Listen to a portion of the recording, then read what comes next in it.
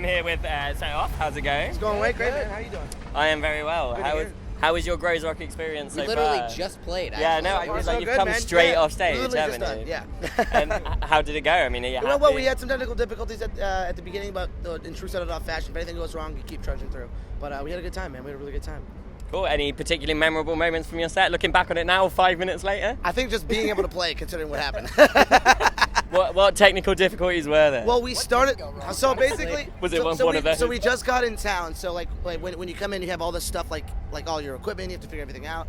And we didn't have a day to like really sort everything out. So when we started on stage, we were running behind. So we're like, you know what, screw it. We're just gonna go on stage. We want to play. We had no sound on stage for the first 2 songs. So I was singing without anything in my ears. But then as it went through, like people started getting into it. There was like a couple crowd surfers, stage divers. It was honestly like it built up in a really great way. So it was really cool. It was like we were like, oh, how's this gonna go? And then people got into it. It was really sick. Is it like sort of better if it starts off a bit You know awful and then gets better? Yeah, like by the end, are you like really euphoric? I'm a big advocate for confident mistakes. If you make a mistake, you do it well, and then you improve upon it. And I think it's more endearing to overcome it than to just be like, well, fuck it, you know. If we just didn't play, that'd be different. Yeah. I mean, how's life been as a band since? Because you released Duality, obviously, at the end of last year. It's been amazing. It really has. Like since we released the album, there's been, especially over in like Europe and UK, we've had a lot of like positive, what's the word I'm looking for? Just positive feedback on Duality and the new sound and the new record, and it's been really taken off for us. We've had a lot of great offers coming our ways. Yeah. Cool, excellent. And kind of social media's played kind of a big part in the creation of your band and kind of the fame that you've got now. I mean, how do you feel about that relationship between social media and music? It's a cool way. I mean, back when we were growing up, I mean, social media was just starting, so it's great to see we have that connection with fans, and it's nice to be able to communicate with people through that instead of just the only way you can see us is at a show or on TV. Now it's, you know, you can tweet me and I'll tweet you back, or Instagram, or, you know, we have our own website, you know, things like that. So honestly, I think it's really changed the game in a good way. It's a direct channel to our lives. Like otherwise, people just have to mail fan letters, or they have to go to just a show. But you can also like talk to us via those websites. It's a really cool, different outlet. Yeah. So I guess you guys think there's an importance of kind of having that direct contact with fans, because you might find, you know, more established bands, people who've been around for longer, find that a little bit more difficult. I was just thinking about that. Like I think some people might see it as like, oh, that's stupid. It should be just about the music. It's not that it's not less about the music. It's not that it's less about the music. It's that you're more involved and connected with your fan base. It's really an awesome like tool, whether it be, you know, just talking to them via text with Twitter, or showing them, like, you know, having them take a step into your life with Instagram, or giving them short little videos on Snapchat. Or like there's all these like little, they all serve its own specific purpose to help them get to know you better as a person. I feel like bands now are not just about the music, it's about the personality and who they are as people, because people want to get behind a band that they believe in, or that they want to be friends with. You know? I think that also helps. It's cool to, it's gotten to the point where you can see someone at a show and think, I already know that person, even though we've never met. You know, they walk up and they're like, how's your cat doing? Yeah. She's great. Or they know our inside jokes. Like, it's insane. I mean, you're kind of sandwiched between Cold World and Toxic Shock, is that right? Like, you know, the bill here is quite eclectic in sort of that sort of way. How does it feel being on that sort of lineup? It's always, you know, we're used to that, honestly. Like, we Set It Off has always toured with like bands that are very different than us, but I like that. It's almost like some sort of a challenge. You know, this is a very heavy fest. Yeah. We're probably the most poppy band on the entire festival, but it's the joy is the challenge of those people that may not listen to your music and that have their arms crossed in the back. If you get those arms uncrossed and you get them nodding their head like, okay, I can get into this. Yeah. That's the most fun part about it to me.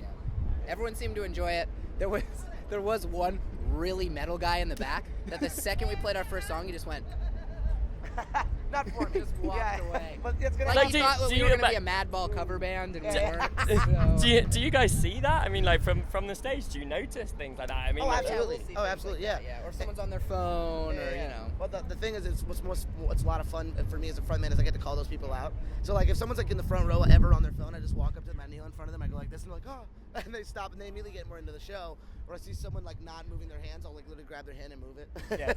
it's a fun way to interact with them and kind of like toy with them, like kind of be an asshole. it's a fun way to be an asshole. I mean, it really is. Like it's never like a negative intention. It's like, come on, have some fun. You paid money to be here. Let's have fun together. I mean, you said you're kind of like the poppiest act on the bill. I mean, what do you think it is about you that kind of gets you on lineups like this one and gets you the support? I think our live show. I think our live show is very energetic, and we can, keep up with the other bands that, maybe we're not as technical or as heavy, but our energy on stage with our music. Because a lot of bands that play our style of music will mostly stand still and rely on people just already knowing their songs or dancing along. But when you go to a festival, you got to pull people in. You have to do that on your own, and we have a lot of confidence in our live show. And I know that's something that we really care about. And when we named ourselves Set It Off, we can't just stand still, Cool, excellent. And you've spoken a lot, kind of in interviews like you've been doing, you've spoken a lot about kind of message in the music that you've got and like where the lyrics come from and that sort of thing. I mean, is that really important to you? What are you trying to get across with your music? Well, I mean, as far as this album goes in particular, it's a lot about just being honest. We used to really censor ourselves and worry about what other people thought, but this is our record to just be like, this is what we go through. This is how we live our lives. You either listen to the songs and relate and like us, or if you don't like us, on your way. Just like that whole thing, like he was saying, like it's okay if you don't like us, but it's great if you do. It's all about in life. People are constantly worried about if they should show who they really are to other people in fear of judgment. And the moment you realize that doesn't matter to you, it is such a liberating feeling. And so that's kind of the general message behind the album, but it goes all over the place. We'll never put out a song that doesn't directly relate to something we've been through or something we believe in. It's not just about like, oh, let's write a hit. It's about let's write a song that we think is good, but with a message behind it that we can get behind. So what's next? I mean, what's next for you? We got this Duality European tour. Yeah. We'll actually start in the UK, and then so first headliner ever out here. So we're doing the UK, Europe, and then we play Slam Dunk. And then we go to Japan for a little bit for our first headliner over there. And then we go back, and then it's Warped Tour in like a week. Yeah. So no rest. No rest at all. No, not at all. I mean, you must be quite excited. I mean, going over to the UK, the headline, then to Japan as well, first headline. I mean, it's been amazing. UK and Europe has been absolutely incredible to us, and Japan has been even more incredible at some points. Like for instance, we played there once, and since then, via their AP magazine, we got voted Live Band of the Year, and Duality got voted Album of the Year. So we haven't been back since we got those two accolades. So I'm really excited to see how it's grown since then. So we're anxious, we're itching. Excellent. Well, thank you very much for coming to chat to us. Thanks for having us. Cheers, and have a good rest of your day. Thanks a lot. Cheers.